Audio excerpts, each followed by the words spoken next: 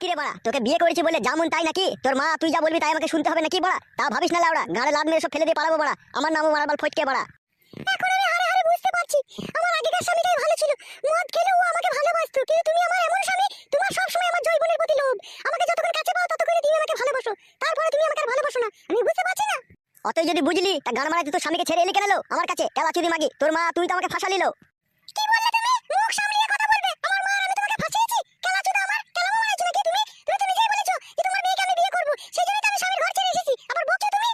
বাল বলেছিলাম তোর মাকে তোকে আমি বিয়ে করবো লাউড়া। তোর মাই আমাকে যোগ জাদু করে ফাঁসিয়ে দিল, তাবিজ মাদুলি করে লাউড়া দিয়ে তোর সাথে আমাকে জড়িত করে দিল বিয়ে। খাদা, আমি কি তোকে বিয়ে করতে চেয়েছিলাম কাদা?